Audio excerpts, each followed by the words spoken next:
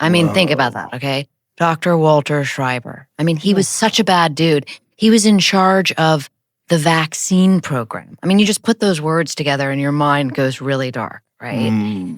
But we wanted him because he was an expert in vaccines. And we brought him to the United States. He was the only Nazi I found of the ones, the paperclip scientists who came here, that was actually outed, right? He was outed as a Nazi. And that's because one of the investigators at the Nuremberg trials recognized him. Oh, Jesus.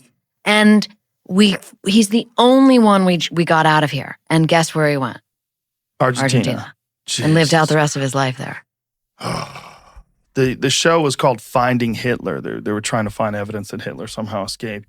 It was really a bullshit premise to the show, but what was interesting is that there were thousands and thousands of Nazis that made it to Argentina and set up shop. It's throughout South America. It's a lot of Germans down there. It's kind of weird. If you can imagine me on book tour of like the kind of questions I get, because we're talking, right?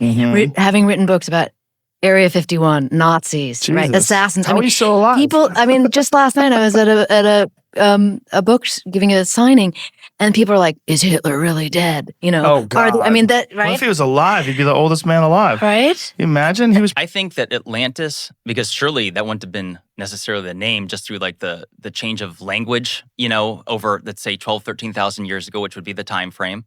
So like surely there would be several different changes of language, but I think it represented a civilization that was doing great things. They were more global than what many people think would be possible. Atlantis was said to be a kingdom made up of, or an empire, excuse me, made up of 10 kingdoms. And then there was the lost city of Atlantis, which was the capital, which was said to be made up of concentric circles, 2 of water, 3 of land. And essentially that they were obliterated by a cataclysm, as passed down by Plato, although it's worth mentioning that Plato got the story of Atlantis from Solon, who was his uncle separated by 6 generations. But what most people don't realize is that Solon had traveled to Egypt, and so it's the ancient Egyptians is where that tale comes from, which makes it even more bizarre because I would argue that the most spectacular ancient civilization is the Egyptians. I mean, Jamie, will you pull up the photos of these concentric circles? Tell him. Yeah, the Richat, R-I-C-H-A-T. It's worth mentioning that. Got it already here. Yeah, in the first couple, I just want to say it's Richat. I used to call it Ricot. I was mispronouncing it. But let me ask you this, Joe, real quick.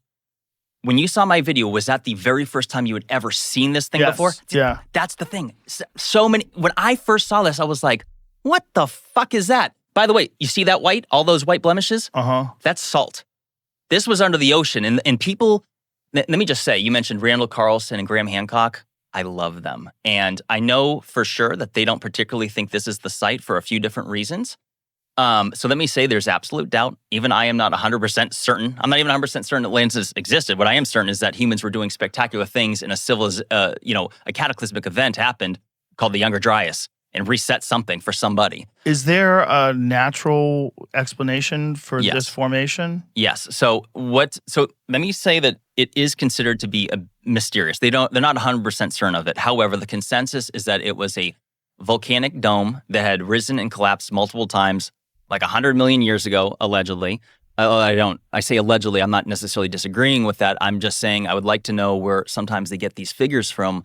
Like, explain to me why it was 100 million years ago and not 99 or 98, because here we are talking about how crazy things changed in just the last 12, 13,000 years. So when they throw around these numbers, 1 million years in itself is an incredibly long period of time. But getting back to your question, some had originally thought that maybe it was an impact site from an asteroid or perhaps, but there's no evidence for it. Like there's none of the nano. The problem is there's these concentric circles. I've never seen anything. I mean, obviously I'm not an archaeologist, but I've never seen anything like this if you study structures that are like man-made structures, I've never seen anything like this that humans have made, but I've definitely never seen go to that one where if you just go to Google Earth, you'll be able to find this quite quickly. It stands out, and it's why they call it the Eye of Africa or the Eye of the Sahara. All right, so just pan out a little bit, and it'll provide us with keep going. All that white is salt. In fact, I have a friend, how Josh big is Sigurdsson, that went this? out there and tasted that shit off the fucking ground. That's salt. He's Because a lot of still people say, alive? this was never under the ocean. And I'm like, all right, you see all that? Even Randall Carlson himself, which let me just say, he, for a few reasons, doesn't, he favors the Azores. He doesn't think this is likely to be the location for a few He reasons. favors what? The Azores, the island chain, which would be, it's And he thinks that was Atlantis? he to him, he's partial towards that. But so he analyzed this site, and you see all those striations, how it looks like the ocean, so that's all water erosion, Joe. And if you scroll in, so remember when Randall was on your show and he showed you the Missoula floodplains and all those giant ripples from the huge current that it went through? This is here. So scroll in, right there where your cursor is, Jamie. Scroll right in. You're going to see those same water ripples. Keep going, because this what you're looking at here is panned out. This is many miles. Like, keep in mind, this structure is 30 miles across. That's crazy. That looks like the bottom of the ocean, like if you see where the water breaks on the sand. Yep. And I have wow, there's that's better crazy. pictures. And that, just to clarify, that white is salt. And that is because that's, a lot of people don't know, Joe, that the Sahara Desert wasn't a thing until approximately 5,000 years ago. It's only in the last several years, and by the way, I'm quoting MIT research here, that the Sahara goes back and forth from green to desert approximately every 20,000 years. They believe it has something to do with the Earth's tilt, and that's worth discussing. But so this whole area, because people are like, well, that's not Atlantis. I'm like, well, first of all, if the Sahara Desert was a lush green tropical paradise, which had the largest known freshwater lakes ever known to have existed, for example, Mega Lake Chad, which it's like 3 times more water surface than all of the North American Great Lakes combined. It's a big sucker. We had dinner together in London, and you were speaking about research that's being done on dimethyltryptamine. Yeah. Can you talk about that? Well, that's happening at Imperial College, and I recently attended an event just a few weeks ago with several of the volunteers in that project. And what's happening is they are legally being given DMT at Imperial College, which is one of the leading research institutes in the UK. And for the first time ever, they're not looking to find out what are the possible therapeutic outcomes of this. They're actually looking at the experience itself. It's very well known, anybody who's used DMT, I've used DMT multiple times, is going to have entity encounters. They're going to meet entities who may sometimes look very weird. They may be part animal, part human in form. They may be almost formless, but yet they speak to you, they communicate with you. And of course, the mainstream attitude, this is just rubbish, this is just your brain on drugs. Well, Imperial College, they're now testing that view. And what they're finding is that and something else, DMT, as I'm sure you know, Joe, is a very short-acting experience when you smoke it. It's about 12 minutes, maybe less. You're in there, you're plunged into a completely convincing, sometimes terrifying parallel reality. It's so confusing, you hardly know what's going on, and then you're out again. But you come out with a feeling that something's been downloaded to you. In Imperial College, they found a way to keep people in the peak state of DMT for an hour.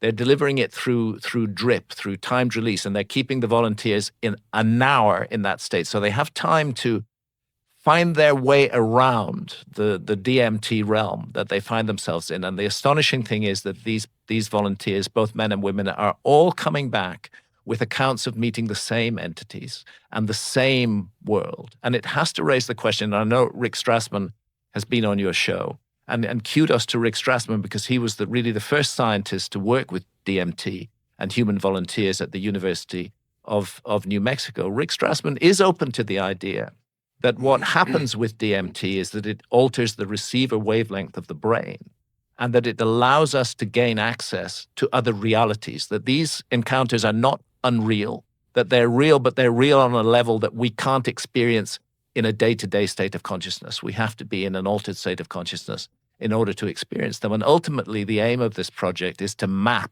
the DMT realm. You know, we talk a lot about extraterrestrials and ETs and making contact, and I'm sure the universe is filled with life, and it would be a very good thing to have the tech to make contact, or perhaps not a good thing.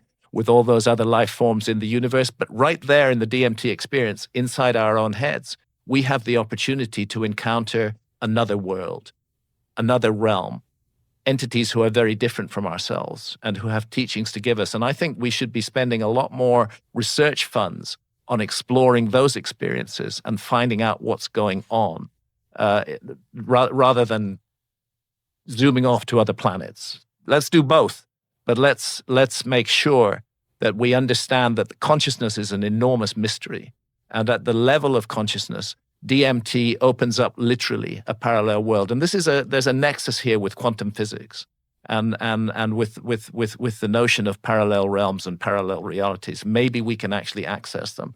Well, the work at Imperial College ultimately is going to come up with some answers on that. Nice to meet you, Ryan. Nice to meet you, Joe. Pleasure to be here. You're one of 4 or 5 people that I've talked to that have seen something that might be from somewhere else. It's always weird when you talk to someone that may have seen something that...